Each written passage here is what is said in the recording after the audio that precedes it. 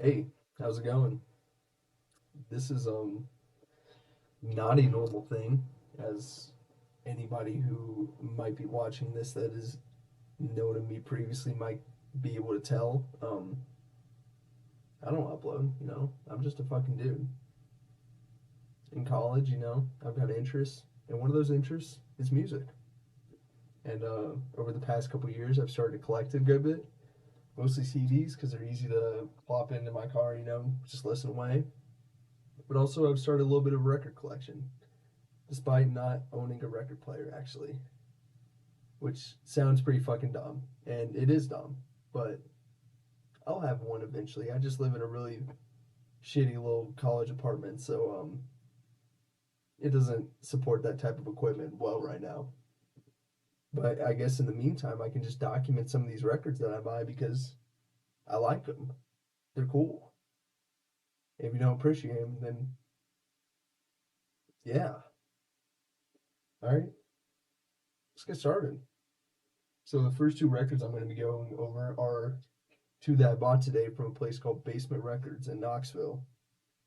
Um, they got a lot of metal, and that's kind of a big thing for me because I love metal, as you can tell from a Dio poster, Motorhead. Yeah, I'm a bit of a metalhead. So, first record I'm going to be going over is a very interesting one that I was very shocked to see when I went there today, and it is "Taking Over" by Overkill. Now, Overkill is a New Jersey-based thrash metal band. Very early into the scene. This was their second album. It was released in 1987, and the copy I got here is a original U.S. pressing. But also something very interesting that caught my eye when I was looking at this was something on the back cover right above the little skull guy getting shot by some guns. But there's some text up here that I was a bit interested by, which you're probably not gonna be able to read because I'm recording this on a shitty webcam mic or just like laptop webcam. If you couldn't read that, it says linked for promotional use only. Any sale or unauthorized transfer is prohibited and void. Subject to return upon demand by owner. Acceptance of this record constitutes agreement to the above. So my best guess of this is that it's a promo record that they released in the U.S. Or I think this was the original pressing, but there's also these promo records that they did put out. I've tried to research it a little bit through Discogs, not very much, but that's the best I've come up with so far. I got this for $35, which I think was a pretty good price because honestly, it's a first pressing of the second Overkill album, which I think is already a bit of a steal, as well on top of the fact that it's apparently a promo, and also it's just like pretty high quality. The record itself, it's not like doesn't got too many scratches or anything. It looks pretty nice, which doesn't matter a whole lot to me right now, considering I can't actually play it. But someday in the future, not that long. Once I can, invest the time and money to get some good equipment, then it'll start to matter. But this is just a really really cool find, and I'm very happy with this. I mean, I love Overkill. They're one of the first thrash metal bands I discovered, and they're very important, especially in the East Coast thrash metal scene. I mean, you got other bands such as Nuclear Assault, Anthrax, Whiplash, but I think Overkill is probably my favorite of them, just because they're just cool. It's kind of generic, kind of thrash, but the songs are great. I mean, the instrumentation is very good. Bobby Blitz, great vocalist, still kills it even today. Overkill in general does. I really like their newer stuff even. Yeah, this is still my favorite record by them, mostly because it's just the songs are great. I mean, side one you got Deny the Cross, Wrecking Crew, Fatal Have Swallowed. Three just instant classics right there. They probably played those ones live a million times still. I haven't seen them live, unfortunately. If fucking Overkill is watching this. Come on, get to fucking Tennessee. God damn. Side two, you got a Power Surge, which is my favorite Overkill song. And I don't really even know why, because it's kind of similar to a lot of the stuff off this record. But I just listened to that song a lot whenever I was getting into this band, like 2019 or so. And yeah, it's just kind of been my favorite for them from them. So yeah. Also, you got Electro Violence and Union We Stand and Overkill too. I mean, can't go fucking wrong with that. I mean, all those songs are just fantastic. So yeah, I was very happy to pick this up today. This is gonna be one that I'm hopefully gonna keep around for a while. Still kind of in the beginning phases. I've probably got like, I don't know, maybe 15-ish records actually. Hopefully it lasts a while. I don't know how it's in such good quality, because honestly the front cover's kind of fucked, especially up there. There's like a piece missing, but the vinyl itself is fine. So I don't know. But yeah, awesome album. Number two from today was an original U.S. pressing of Moving Pictures by Rush. You know, if you don't know who fucking Rush is, then come on. We don't deal with people who don't know what Rush is. Okay? That's not what's happening here. Yeah, I mean, this is just, everybody should know what this record is. I got it for $6, The little tag on it says VG, which I'm assuming, in standard record terms means very good, but gonna be honest, I just looked at the actual record itself earlier, and it's got a pretty big scratch on it. So that's not too it's a little bit off-putting, but regardless, I just mostly like collecting this stuff, especially of records that I love, and Rush just might be my favorite band of all time. So if you show me an original U.S. pressing of Moving Pictures, yeah, I'm just gonna fucking buy it. It's only $6. I don't care, even if it sucks when it actually is on a record player, because it's still just cool to have. Yeah, even in my shitty lighting, I can still see that scratch. It's uh, uh, uh yeah, there's no way anybody would be able to see that through this fucking uh, shitty laptop camera. But trust me, it's there. And it doesn't look pretty. But that's fine. I think it'll play nice. Hopefully I can clean it up and everything. I've got a internship that I'm leaving for in 2 days. Gonna be making some good engineering money. Hopefully then I can invest in a pretty good setup. I don't know if my neighbors will like it too much, but if they don't know, if they're not like, if they don't fuck with Rush, then I, that's their problem, I guess.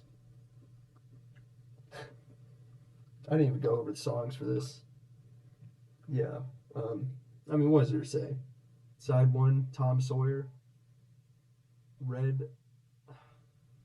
I'm not gonna try and say the second name because I know I'm gonna fuck it up. It's just a car. It's the red car. YYZ Limelight, and then side two you got the Camera Eye, Witch Hunt, Vital Signs. Every single song is just fantastic. I think one of probably my favorite off this one is Vital Signs, which might be a bit of a hot take, but I don't know. I really like that song. I've had this album on CD for quite a while, and I've listened to it in my car. I don't know, many a time. That's what the backside looks like, by the way. It's just kind of the same as the front, but you get some different posters and stuff. Yeah, this album is amazing, and I'm always gonna get it if it's original pressing, even if it's U.S. I know some people care about whether it's like, since Rush is a Canadian band, some people think that you have to get the Canadian version. I don't give a fuck about that. I mean, come on, it's Rush. It shouldn't matter. So, the next two records I'm going to be talking about are two that I got um, yesterday. Yeah, yesterday. from a different record shop called Lost and Found Records, also in Knoxville, Tennessee. It was my first time actually going there, and I was pretty shocked. It had a lot more stuff that I liked than I thought it was gonna have, and one of those I'm trying to figure out which one I want to go over first. I'll go over this one first, actually. One of those records is one of my favorite bands again, similar to the other two. This is Opeth, Ghost Reveries. This is not an original copy, not at all. This is neither of these copies that I got from Lost and Found Records are originals, and I'm fine with that. I just really, I saw this and I saw Ghost Reveries, and I'm just such a big Opeth fan. I was like, I just need to have this. Also, it's some kind of, I don't know if you're gonna be able to read that. Some kind of promotion by some website called Music on Vinyl, where this is like some kind of limited edition, 4,000 copies. You get a poster, booklet, and the vinyl looks kind of cool. It's a silver and black marbled vinyl, which I guess makes sense when you look at it. But this is one of my favorite albums. It was one of the albums that got me into Opeth and later into death metal as well. Which I didn't go over the band again. If you don't know Opeth, they're a Swedish progressive death metal band early on, and then later on after Watershed, which is kind of like mid 2000s ish, they went on to just kind of go down a prog rock / prog metal type path. There's a lot of debate over which side of their music is better. They're both good to me. I I don't understand the debate. Obviously their death metal stuff is better, but their newer stuff is still just as good. Which I mean, their most recent record was a little bit of a return to their original sound, but it's not quite the same. And I think I preferred the record beforehand in Cauda Venenum. No idea if I said that right. I prefer that one over their most recent, and that might be a bit of a hot take. It most definitely is. There's going to be some people that would not like that take, but I don't care.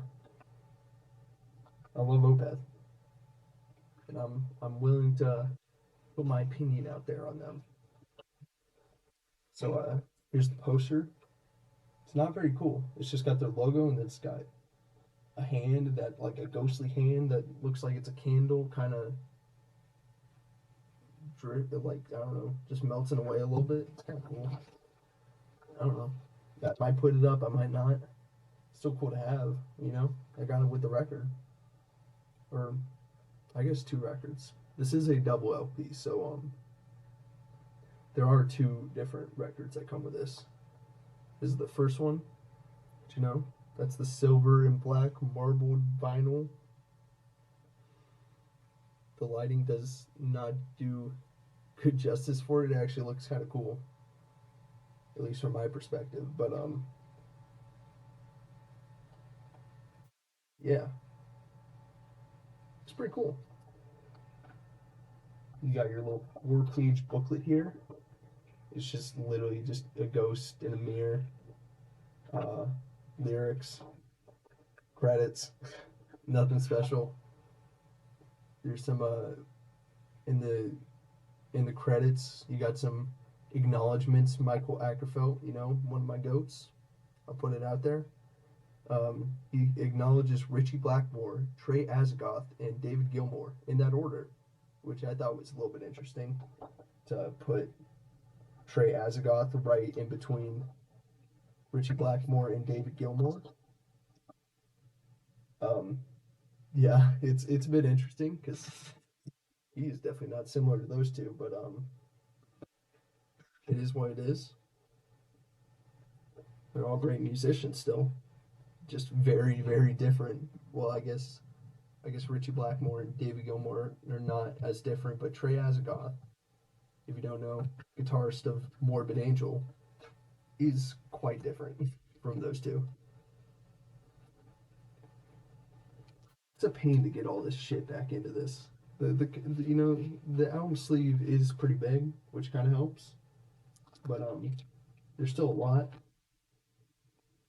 and I'm gonna keep the plastic covering just because I think it's kind of cool and help preserve it a little bit better. I'll go over the songs in just a bit for this one. Ghost Reveries was just like it was one of the first albums that I think I listened to Park before I ever listened to Ghost Reveries in full.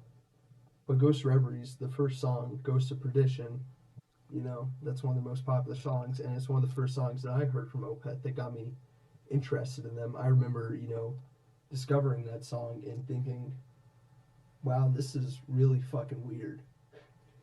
And it is weird. That's Opeth for you. If you listen to any Opeth before, and if you haven't, please do. You're doing yourself a service to know who these guys are. Um, there's the transition, all the transitions between, their prog death metal right into like these little interludes where they, in the middle of the same song, they just go on little interludes of just like more relaxed prog rock. It's really weird, but all the transitions work just so well, and that's just part of the dynamic of Opeth. That's just so interesting to me and just probably everybody else that's a fan of their music. You know, um, Ghost of Perdition, obviously, great song. The Bang of the Hounds, another great one. Beneath the Mire, another great one. Every single song in this album is great. Even the like ones that are just regular prog rock songs like Atonement, Hours of Wealth, and Isolation Years are still fantastic. You also got on the death metal side you got Reverie slash Harlequin Forest. I've seen that song live because I've seen Opeth live twice now. I don't know why I said now. I've seen them live twice. The last time I saw them was like a couple years ago, so I got no idea why I said now. But yeah, the first time I saw them live, they played Reverie slash Harlequin Forest, and the last song I haven't mentioned was the Grand Conjuration, which is another great song.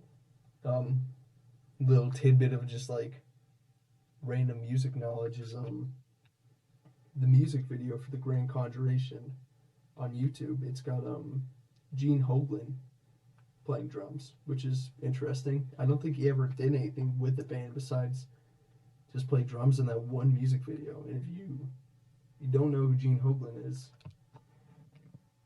then you should. Okay, that's all I can say. But it's just really interesting because he's not the type of drummer you'd ever expect to be playing, with Opeth. But there he is. He's just in that music video, just a stand-in. I don't know. He may have played live with them for like a year or two, or maybe even longer. I don't know. All right, well, going on to the last record, I suppose, which I also got from Lost and Found Records. Be clear, I've already stated that, but I'm just, I'm making sure you're following along. If anybody's even watching this, which I don't even know if I'm going to upload this, it's probably going to be very unedited, which means I'm not going to edit it at all. But, okay, the last record we got is Wipers, Youth of America. What an album cover, by the way. Just the fucking, the font, the logo. They're just standing there. Greg Sage, another one of my goats, one of the greatest songwriters. So, same thing as Michael Ackerfeld. Greg Sage is also just a fantastic songwriter, and he makes it work. And the Wipers are just a fantastic band. They're kind of, well, I guess they're Portland based. They're a punk band, but they're also kind of like a post-punk band, I guess you could say. I mean, really, one of the things that the Wipers are known for, they're not like they're kind of a bit of a cult band, I guess you could say. They're just kind of known for being so far ahead of their time compared to literally everybody else. I mean, this type of music that they were making was just not really popularized until a lot later. It was very influential for a lot of bands, especially in like the grunge movement. Nirvana, of course, has talked about, or Kurt Cobain specifically has talked about the Wipers, a million times. He's covered like D7, you can look that up. It's kind of a popular like cover from them.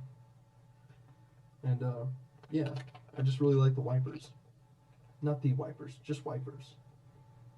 The way I learned about this band was through Riley Gale of Power Trip. Rest in peace. Amoeba Records, What's in Your Bag? What's yeah, What's in Your Bag? It's a little YouTube series they do for random bands where they just go find records that they like and talk about them, like I'm doing right now. And Riley Gale was talking about the Wipers, said it was his favorite band. He found like a Rarities record from them. He was wearing a shirt from them, and they just kind of stuck in my mind. Like this guy that I like, he's talking about on this YouTube channel about how the Wipers are his favorite band. I need to check them out at some point. And when I initially did, I didn't like it, or I guess it wasn't that I didn't like it. It was more that I didn't understand it. And then a couple of years like later on, I tried it again, and really like this past summer, it just kind of clicked for me, and that was kind of it. Got the vinyl here. It's It's obviously a reissue. If this was a fucking original, then I would be very happy. And I'm still very happy even to just have a reissue, even though once again, I can't listen to it. I'm gonna be able to at some point. I swear to you. Maybe when the day comes, I can make another YouTube video. I'm probably gonna go over a lot more of my collection, I suppose. Even though, I just realized, I am leaving for my internship very soon, so I probably won't be able to go over it until a lot later. Maybe I'll just try and, get a couple of these out, just cause it's fun to, document the music that I've got, talk about it a little bit, even if I don't go into very in-depth analysis or anything about all the different things of each band. It's still just fun, even though I'm going slow as shit, it's still taking 22 minutes. Also, for some reason, getting the album back into this cover has just been impossible for me. Literally impossible. I've kind of got it in there though. Alright, we can go over some of the songs now, I guess. As far as the track listing goes for this, it's a bit weird. There's 6 songs. The first 4 are on side 1. Side two's got the last 2. And kind of how it's kind of hard, like, it's kind of hard to describe how the track listing goes because it's like the first 3 songs are just kind of some regular Wiper songs, like some early Wiper songs, which they're still very good songs. Taking Too Long, Can This Be, Pushing the Extreme. Those 3 are just they're good songs, but they just don't compare even in the slightest to the last 3 songs in this album. When It's Over, yeah, probably my favorite song by the by Wipers. Either that or Up Front off their debut record, Is This Real? Which honestly, I think I like Is This Real more than I like this record, Youth of America, which is another hot take. You get 2 for this video. Crazy. Um, yeah, When It's Over, fantastic. Go listen to that song right now. If you've never heard that song, go listen to that song. Um, the 5th song on the album, which this is going to side 2 now, you got No Fair. So again, it's just great. That was like I think the first song I heard off this album. I may have heard the title track first, but it's just really cool. Yeah, there's nothing else to say about it. Um, the last song is Youth of America. It's got this really nice bass line that's played throughout the entire thing. I don't know what else to say about this. You just gotta listen to it. You gotta listen to this band. Come on, what are you even doing? Why are you fucking watching this? You could be listening to the Wipers. They say you're watching this shit. Um,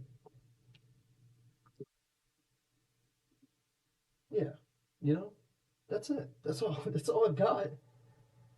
At least for the past 2 days, I've got quite a bit more actually. I can go over a little bit more. That's not even including my CDs. I've got like 60 of those bad boys. So yeah, I got a little bit. I got a little bit to talk about if I decide to actually go through with this. which I probably won't because I'll probably get bored of it. But honestly, even just making this little 25-minute video, it's been fun. Just talking about the music that I love and that I've collected now. I don't know. If you enjoy this, which there's still probably nobody watching,